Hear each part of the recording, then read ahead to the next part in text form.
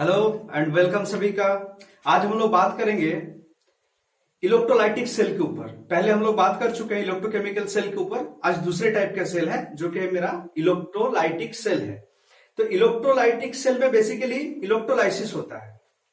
तो देखिए, अगर हम लोग इलेक्ट्रोलाइसिस को समझ जाते हैं अच्छा से, तो फिर इलेक्ट्रोलाइटिक सेल बहुत ही आसान चीज है। तो चलिए, स्वागत है।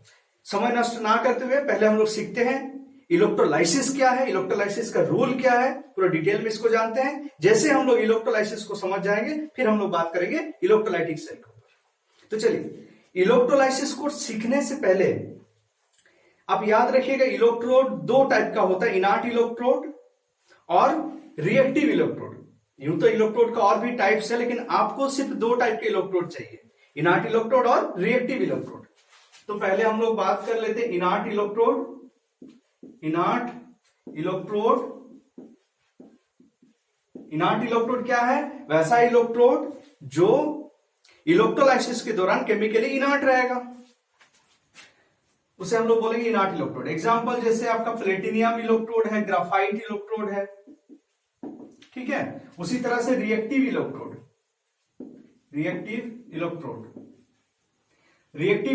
क्या है? जो इलेक्ट्रोलाइसिस के दौरान केमिकली इनर्ट नहीं रहेगा, यानी इलेक्ट्रोलाइसिस में पार्टिसिपेट करेगा, केमिकली पार्टिसिपेट करेगा, उसे हम लोग बोलेंगे रिएक्टिव इलेक्ट्रोड या फिर एक्टिव इलेक्ट्रोड। एग्जांपल जैसे निकेल इलेक्ट्रोड है, कॉपर इलेक्ट्रोड है, सिल्वर इलेक्ट्रोड है, ईटीसी। बात समझ में आ गया? तो दो टाइप का इलेक्ट्रोड हो गया, इनर्ट इलेक्ट्रोड और रिएक्टिव इलेक्ट्रोड। चलिए, अब बात करेंगे हम लोग इलेक्ट्रोलाइसिस के ऊपर। इलेक्ट्रोलाइसिस में क्या होता है कि एक कंटेनर होता है जिसमें इलेक्ट्रोड डाला हुआ रहता है, और कंटेनर के भीतर इलेक्ट्रोलाइट का एक्वस सॉल्यूशन डाला हुआ रहता है। मोल्टेन इलेक्ट्रोलाइट भी हो सकता है या एक्वस इलेक्ट्रोलाइट, दो में से एक रहेगा। और बाहर से इलेक्ट्रिक करंट प्रोवाइड करते हैं, जिसके कारण इलेक्ट्रोड पर ऑक्सीडेशन और रिडक्शन होता है। इस फिनोमिना को हम लोग कहते हैं इलेक्ट्रोलाइसिस, ठीक है। तो देखते हैं इलेक्ट्रोलाइसिस क्या है, इसका रूल क्या कहता है। इलेक्ट्रोलाइसिस का पहला रूल, पहले रूल को लिख लेते हैं, फिर इसको एक्सप्लेन करते हैं विद द एग्जांपल। पहला रूल यह कहता है कि positive ion moves towards the cathode and get reduce. बात समझ में आ गया? पॉजिटिव आयन कैथोड की ओर जाएगा और रिड्यूस हो जाएगा, मतलब डिस्चार्ज हो जाएगा। Negative ion moves towards the anode and get oxidised. Negative ion anode की तरफ भागेगा और उसका ऑक्सीडाइज हो जाएगा, यानी डिस्चार्ज हो जाएगा। यह था मेरा रूल नंबर 1। इसको एग्जाम्पल से समझते हैं। चलिए, एग्जाम्पल हम लेते हैं electrolysis of molten sodium chloride in the presence of inert electrode. यानी इनर्ट इलेक्ट्रोड के हेल्प से हम लोग मोल्टेन सोडियम क्लोराइड का इलेक्ट्रोलाइसिस कराएंगे। तो क्या होगा, देखिए, समझिए बात को, पहले समझना बहुत जरूरी है। ये आपका कंटेनर है, इसमें हमने इलेक्ट्रोड डाला, ये एक इलेक्ट्रोड है और ये एक इलेक्ट्रोड है, दोनों इनर्ट इलेक्ट्रोड है, ठीक है, दोनों इनर्ट इलेक्ट्रोड है। अब इसमें हम लोग इस कंटेनर में जो सॉल्यूशन है वो है मोल्टेन सोडियम क्लोराइड का। तो वो दो पार्ट में टूटेगा, सोडियम माइनस और क्लोरीन प्लस। ये मेरा कैथोड है और ये मेरा एनोड है। कैथोड को हम लोग नेगेटिव बोलते हैं और एनोड को पॉजिटिव। तो चलिए, आपका जो पॉजिटिव आयन है वो किधर जाएगा? नेगेटिव की तरफ, यानी कैथोड की तरफ। और जो आपका नेगेटिव आयन है वो जाएगा पॉजिटिव की तरफ, यानी एनोड की तरफ। तो रूल नंबर 1 में क्या बोला कि पॉजिटिव जो आयन है वो मेरा कैथोड की ओर जाएगा। तो चलिए, एट कैथोड में क्या होता है वो हम लोग देखते हैं। एट कैथोड में क्या होगा, देखिए पॉजिटिव आयन जाएगा कैथोड की ओर। पॉजिटिव आयन मेरा कौन है, सोडियम प्लस, सोडियम आयन है पॉजिटिव। कैथोड में क्या होता है, रिडक्शन होता है, तो इसने इलेक्ट्रॉन लेना है, इलेक्ट्रॉन लेकर के ये खुद को क्या करेगा, सोडियम में चेंज कर देगा। बात समझ में आ गया। एट एनोड, अब एनोड में क्या होगा, एनोड की तरफ नेगेटिव आयन भागेगा। नेगेटिव आयन आपका कौन है, क्लोरीन माइनस। एनोड में क्या होता है, ऑक्सीडेशन होता है, यानी इसने इलेक्ट्रॉन छोड़ना है, तो इलेक्ट्रॉन छोड़ करके Cl2 हो जाएगा, तो यहां पर हाफ लगा देंगे बैलेंस के लिए। तो हमको क्या मिला, जब मोल्टेन सोडियम क्लोराइड का इलेक्ट्रोलाइसिस करा रहे थे in the presence of inert electrode, तो हम लोगों ने क्या देखा कि कैथोड में सोडियम मिला और एनोड में क्लोरीन रिलीज हुआ। ओवरऑल रिएक्शन अगर हम देखेंगे कि इस इलेक्ट्रोलाइसिस का ओवरऑल रिएक्शन क्या हुआ, तो दोनों रिएक्शन को ऐड कर देना है। तो चलिए ऐड कीजिए। एनोड में हुआ था मेरा, दोनों इलेक्ट्रोड को ऐड कीजिए। कैथोड में मेरा था सोडियम प्लस, ये सोडियम में चेंज हुआ, और इधर था मेरा क्लोरीन माइनस जो कि Cl2 में चेंज हुआ। चलिए दोनों को ऐड कर देते हैं, इलेक्ट्रॉन इलेक्ट्रॉन कटा, तो बचा क्या, Na प्लस Cl माइनस बराबर Na प्लस हाफ Cl2। ये हो गया मेरा ओवरऑल रिएक्शन। और अगर आपसे पूछा कैथोड में क्या हुआ, तो ये हुआ कैथोड में सोडियम पाया, और एनोड में क्या हुआ, क्लोरीन मिला। बात समझ में आ गया। ये सबसे सिंपल इलेक्ट्रोलाइसिस है। जब भी आपको इलेक्ट्रोलाइसिस करना है, अगर आप इनर्ट इलेक्ट्रोड के उपस्थिति में कर रहे हैं, तो आपको क्या देखना है, आपके पास पॉजिटिव आयन कौन है, नेगेटिव आयन कौन है। पॉजिटिव आयन को भेज देना कैथोड की तरफ जो कि मेरा नेगेटिव है, और नेगेटिव आयन को भेज देना मेरा एनोड की तरफ। जो कैथोड में जाएगा उसका रिडक्शन होना है, जो एनोड में जाएगा उसका ऑक्सीडेशन होना है, बस इतना ही काम है। चलिए इसका स्क्रीनशॉट लीजिए, फिर दूसरा रूल के बारे में बात करते हैं।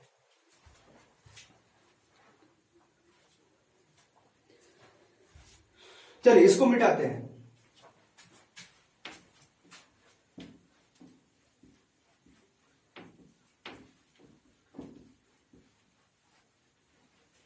अब देखते हैं रूल नंबर 2, दूसरा नियम क्या है।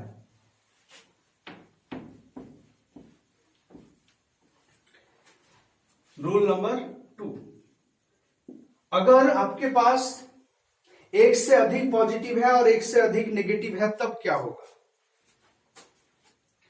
देखिए पहले हम लोग एक एग्जांपल कंसीडर करते हैं, फिर रूल को लिखते हैं, फिर आसान हो जाएगा, आप खुद ही रूल बना लोगे। चलिए एग्जांपल पहले कंसीडर करते हैं। एक एग्जांपल लेते हैं। एग्जांपल ये है कि हम लोगों ने इलेक्ट्रोलाइसिस कराना है, electrolysis of aqueous CuSO4 in the presence of inert electrode। बात समझ में आ गया। इनर्ट इलेक्ट्रोड के उपस्थिति में एक्वस कॉपर सल्फेट का इलेक्ट्रोलाइसिस कराना है। तो कैसे कराएंगे आप, देखिए एक कंटेनर लेंगे, उसी तरह से इसमें इलेक्ट्रोड डालना है,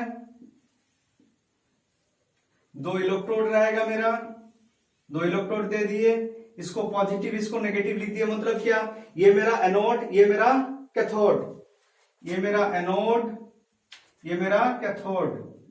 बात समझ में आ गया। और जो सॉल्यूशन है वो क्या है, एक्वस कॉपर सल्फेट। तो कॉपर सल्फेट 2 पार्ट में टूटेगा, Cu2 प्लस और SO4 2 माइनस। जल भी 2 पार्ट में टूटेगा, H प्लस और OH माइनस। बात समझ में आ गया। तभी आपके पास देखिए पॉजिटिव चार्ज कितना है, पॉजिटिव 2 है, Cu2 प्लस और H प्लस, और नेगेटिव चार्ज कितना है, नेगेटिव भी आपका 2 है, देखिए SO4 2 माइनस और OH माइनस। पहला केस में तो मेरे पास एक पॉजिटिव था एक नेगेटिव था, बड़ा आसान था, पॉजिटिव को भगा दिया हम लोग कैथोड की तरफ और नेगेटिव को भगा दिए थे एनोड की तरफ। लेकिन अभी डिस्चार्ज का कहां पर होगा, अभी 2 पॉजिटिव है, 2 में से तो एक साथ तो एक ही पॉजिटिव मूव कर सकता है ना, एक ही पॉजिटिव का डिस्चार्ज होगा। तो किस पॉजिटिव का डिस्चार्ज होगा, Cu2 प्लस का कि H प्लस का। तो देखिए किस पॉजिटिव आयन का डिस्चार्ज होगा, इसको जानने के लिए हम लोग इलेक्ट्रोकेमिकल सीरीज का इस्तेमाल करेंगे। ये छोटा सा इलेक्ट्रोकेमिकल सीरीज हमने लिखा हुआ है। इलेक्ट्रोकेमिकल सीरीज में जितना हम नीचे की ओर जाएंगे, नीचे की ओर जाने से पॉजिटिव आयन का डिस्चार्ज होने का चांसेस बढ़ जाएगा, पॉजिटिव आयन का डिस्चार्ज होने का नेचर बढ़ जाएगा। क्यों? देखिए पहले सोचिए, पॉजिटिव आयन किधर जा रहा था, ये पॉजिटिव आयन को किधर जाना है, कैथोड में जाना है। कैथोड में क्या होता है, रिडक्शन होता है ना। अब जरा सोचिए, इलेक्ट्रोकेमिकल सीरीज पे आप रिटर्न जाइए। इलेक्ट्रोकेमिकल सीरीज में हम लोग क्या देखते थे, जितना नीचे की तरफ जाते थे, हाइड्रोजन से जितना ज्यादा नीचे जाते थे, टू गेट रिड्यूस का प्रवृत्ति बढ़ता था, है ना, रिडक्शन होने का नेचर बढ़ जाता था। यानी हाइड्रोजन से नीचे कौन है, Cu2 प्लस है। देखिए हाइड्रोजन से नीचे कौन है, Cu2 प्लस। तो हाइड्रोजन H प्लस और Cu2 प्लस में किसका रिडक्शन होने का नेचर ज्यादा है, Cu2 प्लस का। तो कौन भागेगा मेरा डिस्चार्ज होने के लिए, Cu2 प्लस। बात समझ में आ गया। यानी जब आपके पास एक से ज्यादा पॉजिटिव आयन होगा तब आपको इलेक्ट्रोकेमिकल सीरीज में देखना है, जो नीचे रहेगा वो पहले डिस्चार्ज होगा। बात समझ में आ गया। उसी तरह से नेगेटिव आयन के लिए ये सीरीज हमने लिखा हुआ है, जितना आप नीचे की तरफ जाएंगे डिस्चार्ज होने का चांसेस बढ़ जाएगा। बात समझ में आया। अब याद रखिएगा, सल्फेट आयन का और NO3 माइनस का, इसका नॉट डिस्चार्ज, इसका डिस्चार्ज नहीं होता है, ये बस फॉर्मेलिटी है। बस याद रखिएगा, डिस्चार्ज आपका ये chlorine ion, bromine ion, iodine ion, OH ion ही आएगा।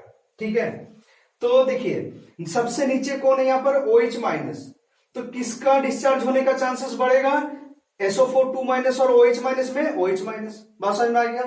पॉजिटिव के केस में हम लोग देखेंगे सबसे नीचे कौन है, नेगेटिव के केस में हम लोग क्या देखेंगे, इस सीरीज में देखेंगे सबसे नीचे कौन है। जो सबसे नीचे रहेगा वो पहले डिस्चार्ज होगा। तो चलिए देखते हैं फिनोमिना को। एट कैथोड, कैथोड में क्या होगा, चलिए कैथोड में क्या होता है, कैथोड नेगेटिव है, पॉजिटिव आयन भागेगा। तो देखिए आपके पास कौन था, Cu2 प्लस और H प्लस। नीचे कौन है, Cu2 प्लस। इलेक्ट्रोकेमिकल सीरीज में नीचे है Cu2 प्लस, तो Cu2 प्लस का डिस्चार्ज होगा, Cu2 प्लस का रिडक्शन होगा। इसने क्या करना है, 2 इलेक्ट्रॉन लेकर के Cu में चेंज हो जाना है। बात क्लियर है। एट एनोड, अब एनोड में क्या होगा, देखिए एनोड में आपके पास 2 है, अभी हमने बताया नीचे कौन है, OH माइनस। तो OH माइनस क्या हो जाएगा, डिस्चार्ज होगा पहले। तो OH माइनस डिस्चार्ज होगा।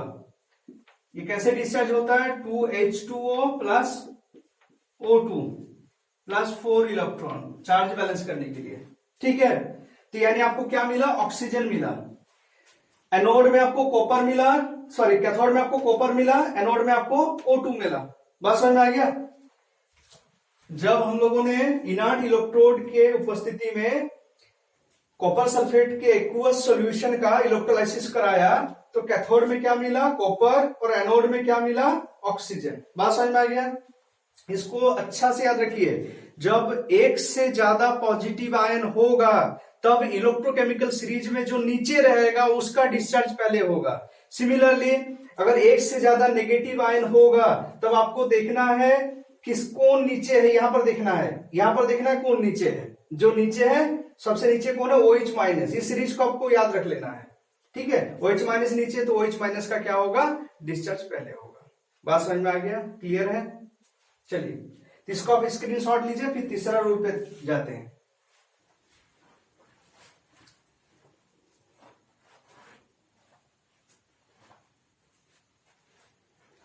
चलिए अब इसको मिटाते हैं।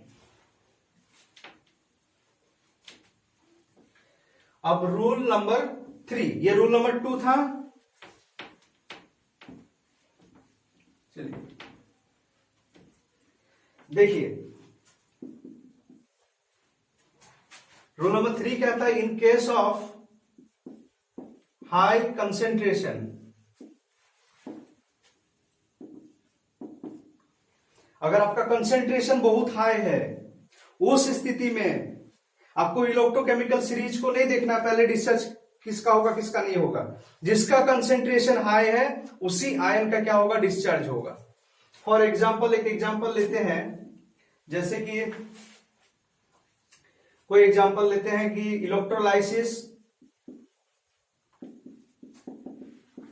Electrolysis of HNO3, aqueous HNO3 the presence of inert electrode, ठीक है, इनर्ट इलेक्ट्रोड के उपस्थिति में एक्वस HNO3 का इलेक्ट्रोलाइसिस कराना है। यहां ध्यान देने वाली बात यह है कि HNO3 का नाइट्रिक एसिड का कंसेंट्रेशन बहुत ज्यादा है, ठीक है। चलिए, तो ये हमने एक कंटेनर लिया, उसमें 2 इलेक्ट्रोड डाले, एक कैथोड एक एनोड, ये पॉजिटिव मतलब एनोड, ये नेगेटिव मतलब कैथोड। हम लोगों ने क्या डाला है, एक्वस सॉल्यूशन, किसका, HNO3 का। तो आपको कंफ्यूजन नहीं होगा, थोड़ी देर पहले हमने कहा कि NO3 का डिस्चार्ज नहीं होता है, इसलिए HNO3 की जगह पर हम आसान एग्जांपल रख देते हैं, जैसे कि sodium chloride, aqueous sodium chloride रख देते हैं, आपको समझने में ज्यादा आसानी होगा। देखिए, ये सल्फेट आयन और NO3 माइनस जो है, ये नॉर्मल केसेस में डिस्चार्ज नहीं होता है, इसलिए हमने लिख दिया, ये फॉर्मेलिटी के लिए है। देखिए बहुत ऊपर है, डिस्चार्ज होगा ही नहीं। तो इस टॉपिक पे हम लोग नहीं जाते हैं, हम लोगों का मैटर नहीं है, हम लोगों का मैटर है इलेक्ट्रोलाइसिस को समझना बेसिक्स वे में। तो हम आसान, आपको कंफ्यूजन ना हो उसके लिए एक्वस सोडियम क्लोराइड का इलेक्ट्रोलाइसिस करा रहे हैं, ठीक है। यहां पर हमने क्या बोल दिया कि सोडियम क्लोराइड का कंसेंट्रेशन बहुत हाई है, यानी पानी थोड़ा सा मिला हुआ है। तो चलिए, सोडियम क्लोराइड 2 पार्ट में टूटेगा, सोडियम पॉजिटिव और क्लोरीन नेगेटिव, और जल 2 पार्ट में टूटेगा, H प्लस OH माइनस। आपके पास पॉजिटिव चार्ज क्या है, 2 पॉजिटिव चार्ज है, सोडियम प्लस और H प्लस, और नेगेटिव भी 2 है आपके पास, क्या क्या, H plus sorry OH minus, Cl minus और OH माइनस, ये 2 नेगेटिव है। अगर ये नॉर्मल केस होता तो क्या होता, सोडियम और हाइड्रोजन में कौन जाता, नीचे कौन है, हाइड्रोजन है, तो हाइड्रोजन चला जाता मेरा किसमें, एनोड में, और कैथोड में कौन जाता मेरा, OH माइनस। लेकिन यहां पर क्या बोला है कि सोडियम क्लोराइड का कंसेंट्रेशन बहुत हाई है, तो जब भी कंसेंट्रेशन हाई होगा तब डजंट मैटर वो इलेक्ट्रोकेमिकल सीरीज में वो पॉजिटिव आयन या नेगेटिव आयन कहां पर है, वो फर्क नहीं पड़ता है। जिसका कंसेंट्रेशन हाई है, जिस आयन का कंसेंट्रेशन हाई है, उसी का पहले डिस्चार्ज होगा। तो यहां पर कंसेंट्रेशन हाई किसका है, सोडियम आयन का, क्लोरीन आयन का। तो आपको देखना ही नहीं है कि सोडियम आयन के साथ और कौन सा पॉजिटिव आयन है और क्लोरीन आयन के साथ और कौन सा नेगेटिव आयन है। डिस्चार्ज किसका होगा, आपका एनोड में, सॉरी कैथोड में हो जाएगा सोडियम आयन का, और एनोड में किसका हो जाएगा, क्लोरीन आयन का डिस्चार्ज हो जाएगा। क्यों, क्योंकि सोडियम क्लोराइड का कंसेंट्रेशन बहुत हाई है। तो चलिए, एट कैथोड, कैथोड में क्या होगा मेरा, कैथोड मतलब नेगेटिव, नेगेटिव में कौन जाएगा, पॉजिटिव। तो सोडियम आयन का कंसेंट्रेशन बहुत हाई है, तो सोडियम आयन का डिस्चार्ज होगा। सोडियम ने 1 इलेक्ट्रॉन लेना है और खुद को सोडियम में चेंज कर देना है, क्लियर है। एट एनोड, एनोड में क्या होगा, क्लोरीन आयन का कंसेंट्रेशन बहुत हाई है, तो डजंट मैटर उसके साथ कौन है, क्लोरीन आयन का क्या हो जाएगा, ऑक्सीडेशन हो जाएगा, क्लोरीन आयन 1 इलेक्ट्रॉन छोड़ देगा। बात समझ में आ गया। अगर सोडियम क्लोराइड का कंसेंट्रेशन हाई नहीं होता तो मेरा कैथोड में कौन जाता, H जाता, मतलब हाइड्रोजन मिलता, और एनोड में कौन जाता, OH माइनस जाता। लेकिन चूंकि NaCl का कंसेंट्रेशन बहुत हाई है, तो कौन जाएगा, Na एक तरफ डिस्चार्ज होगा और दूसरी तरफ क्लोरीन का डिस्चार्ज होगा। बात क्लियर है। चलिए, ये था रूल नंबर 3। इन 3 रूल हम लोगों ने क्या क्या देखा। पहला रूल था कि अगर मेरे पास एक पॉजिटिव और एक नेगेटिव हो तो कोई प्रॉब्लम ही नहीं है, पॉजिटिव चला जाएगा कैथोड की ओर, नेगेटिव चला जाएगा एनोड की ओर। कैथोड में ऑक्सीडेशन रिडक्शन और एनोड में ऑक्सीडेशन। दूसरा रूल ये था कि अगर मेरे पास एक से अधिक पॉजिटिव हो तो क्या होगा, हम लोग इलेक्ट्रोकेमिकल सीरीज में देखेंगे, जो नीचे है उसका डिस्चार्ज होगा पहले, और अगर एक से ज्यादा नेगेटिव है तो इस सीरीज को देख लेंगे, जो नीचे है उसका डिस्चार्ज होगा पहले। क्लियर था। तीसरा रूल क्या है, तीसरा रूल में यह है कि अगर कंसेंट्रेशन बहुत हाई है इलेक्ट्रोलाइट का, तो जिस आयन का, जो पॉजिटिव या नेगेटिव आयन का कंसेंट्रेशन हाई होगा उसी का पहले डिस्चार्ज होगा। ये कोई फर्क नहीं पड़ता वो इलेक्ट्रोकेमिकल सीरीज में कहां है या कहां कहीं नहीं है। तो चलिए इसकी शॉर्ट लीजिए, फिर तीसरा चौथा रूल के बारे में बात करते हैं। चलिए अब इसको मिटाते हैं।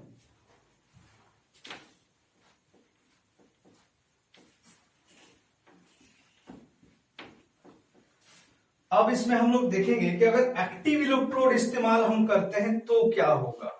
अभी तक तो इनर्ट इलेक्ट्रोड के प्रेजेंस में हम लोग इलेक्ट्रोलाइसिस करा रहे थे।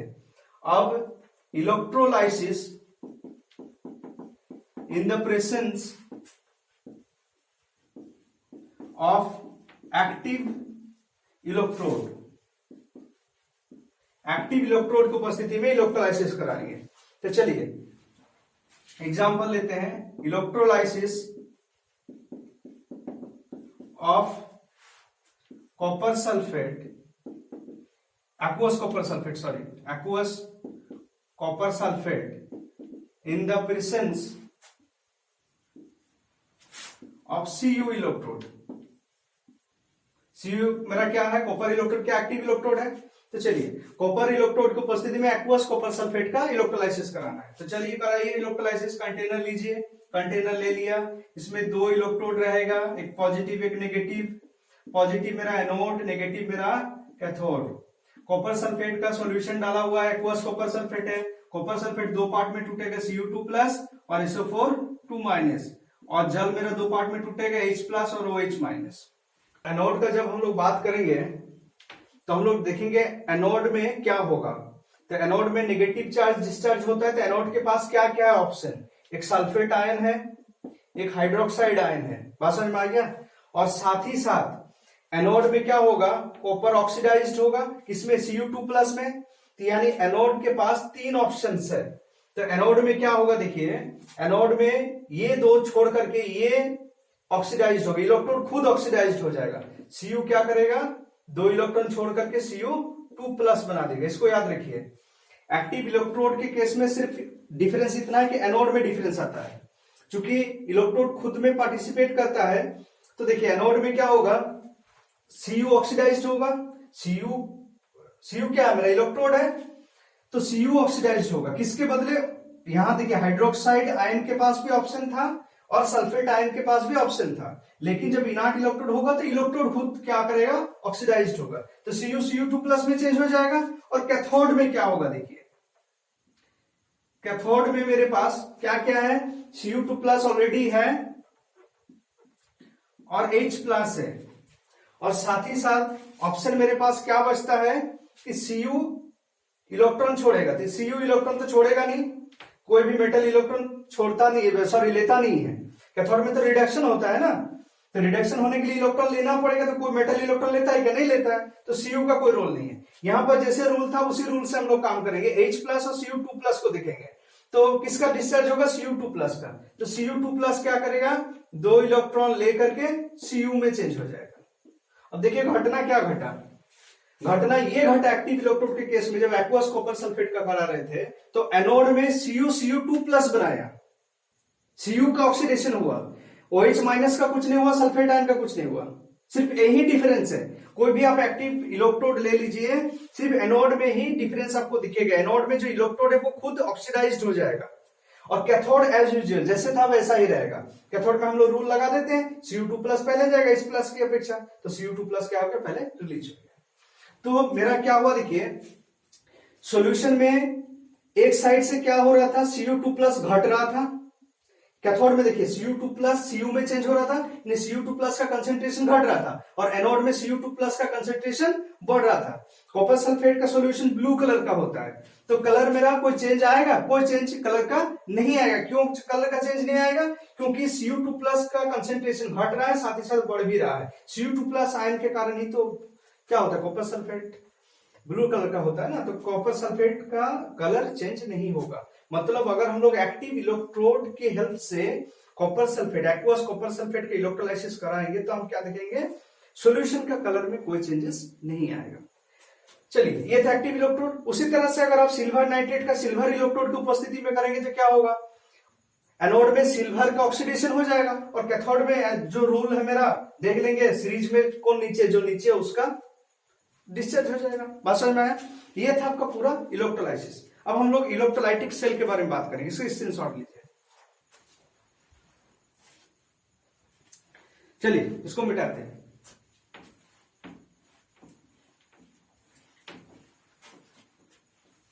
देखिए अब हम लोग देखते हैं, चूंकि हम लोग का क्लियर हो गया इलेक्ट्रोलाइसिस क्या है, अब हम लोग बात करेंगे इलेक्ट्रोलाइटिक सेल के ऊपर। इलेक्ट्रोलाइटिक सेल क्या है? इलेक्ट्रोलाइटिक सेल मेरा, देखिए एक कंटेनर लिया जाता है, ये कंटेनर हो गया। कंटेनर में दो इलेक्ट्रोड रहता है, एक कैथोड एक एनोड। कैथोड को हम लोग बोलेंगे नेगेटिव, ये हो गया मेरा कैथोड, और एनोड को बोलेंगे पॉजिटिव। फिर इसमें इलेक्ट्रोलाइट का सॉल्यूशन डाला रहेगा। सॉल्यूशन किस प्रकार का होगा? या तो एक्वस सॉल्यूशन होगा, जलीय सॉल्यूशन, या फिर मोल्टन होगा। ठीक है, अब बाहर से इलेक्ट्रिक करंट देंगे, इलेक्ट्रोलाइसिस होगा, यानी इलेक्ट्रिक करंट क्या होगा? केमिकल एनर्जी में चेंज हो जाएगा। इलेक्ट्रिक एनर्जी केमिकल एनर्जी में चेंज होता है, किसमें? इलेक्ट्रोलाइटिक सेल में। अब देख, क्या सेल अपने आप काम कर रहा है? नहीं, बाहर से हम लोग इलेक्ट्रिक करंट दे रहे हैं तब काम कर रहे हैं। यानी किस प्रकार का रिएक्शन हो रहा है? Non spontaneous. बात समझ में आ रहा है? इलेक्ट्रोकेमिकल सेल में स्पॉन्टेनियस रिएक्शन होता था, इलेक्ट्रोलाइटिक सेल में नॉन स्पॉन्टेनियस रिएक्शन होगा। इलेक्ट्रोकेमिकल सेल में क्या होता था? दो कंटेनर लेते थे, इसमें एक कंटेनर लेते हैं। इलेक्ट्रोकेमिकल सेल में सॉल्ट ब्रिज लगाते थे, इसमें कोई सॉल्ट ब्रिज नहीं लगा रहे। इलेक्ट्रोकेमिकल सेल में chemical energy changes into electrical energy, और इसमें क्या हो रहा है? Electrical energy changes into chemical energy. बात समझ में? दोनों का डिफरेंस भी हो गया। तो ये भीतर क्या हो रहा है? मेरा इलेक्ट्रोलाइसिस हो रहा है। जो अभी हम लोग ने डिस्कस किया इलेक्ट्रोलाइसिस के बारे में, वही इलेक्ट्रोलाइसिस करा रहे हैं, वही इलेक्ट्रोलाइटिक सेल है। ये जो सेल हो रहा है मेरा, जहां इलेक्ट्रॉन का मूवमेंट हो रहा है वही तो सेल है ना। तो ये मेरा सेल है। बात समझ में आ गया? अगर कैथोड और एनोड का रिएक्शन को जोड़ दें तो रिडॉक्स रिएक्शन मिल जाएगा, जो कि मेरा सेल को रिप्रेजेंट करता है। बात समझ में आ गया? सेल रिएक्शन लिखने के लिए क्या करना होता है? कैथोड और एनोड को ऐड कर देना होता है। यहां देखिए बोर्ड्स का क्या सवाल है। बोर्ड से ये सवाल पूछ सकता है, कोई भी मान लेते हैं कि आपको दे दिया कि इनर्ट इलेक्ट्रोड के प्रेजेंस में एक्वस कॉपर सल्फेट का इलेक्ट्रोलाइसिस करेंगे तो कैथोड में क्या मिलेगा, एनोड में क्या मिलेगा, या कुछ भी आप बना लेंगे। ये फिर आपसे पूछ सकता है इलेक्ट्रोकेमिकल सेल और इलेक्ट्रोलाइटिक सेल में क्या डिफरेंस है। तभी मैंने डिफरेंस बोला। क्या क्या डिफरेंस हुआ, फिर से रिपीट करता हूं। इलेक्ट्रोकेमिकल सेल में स्पॉन्टेनियस रिएक्शन होता है, इलेक्ट्रोलाइटिक सेल में नॉन स्पॉन्टेनियस रिएक्शन होता है। इलेक्ट्रोकेमिकल सेल में electrical energy chemical energy changes into electrical energy, और इलेक्ट्रोलाइटिक सेल में electrical energy changes into chemical energy. Electrolytic cell में एक कंटेनर होता है, इलेक्ट्रोकेमिकल सेल में दो कंटेनर होता है। इलेक्ट्रोकेमिकल सेल में कोई सॉल्ट ब्रिज इस्तेमाल करते हैं हम लोग इलेक्ट्रोकेमिकल सेल में, और इलेक्ट्रोलाइटिक सेल में कोई सॉल्ट ब्रिज का इस्तेमाल नहीं करते हैं। बात समझ में आ गया? और एक डिफरेंस है, देखिए इलेक्ट्रोकेमिकल सेल में एनोड को नेगेटिव और कैथोड को पॉजिटिव कहते थे। इलेक्ट्रोलाइटिक सेल में एनोड पॉजिटिव और कैथोड नेगेटिव हो जाएगा, जस्ट उल्टा। बात समझ में आ गया? ये था आपका डिफरेंस। तो ये था आपका कंप्लीट इलेक्ट्रोलाइसिस और इलेक्ट्रोलाइटिक सेल। इसको अच्छा से देखिए, इसको क्लियर कर लीजिए, काफी इंपॉर्टेंट टॉपिक है बोर्ड के दृष्टिकोण से भी, जेईई मेंस के दृष्टिकोण से भी, नीट के दृष्टिकोण से भी। कोई भी एंट्रेंस एग्जाम हो या नॉर्मल बोर्ड के एग्जाम हो, ये टॉपिक तो बहुत मायने रखता है।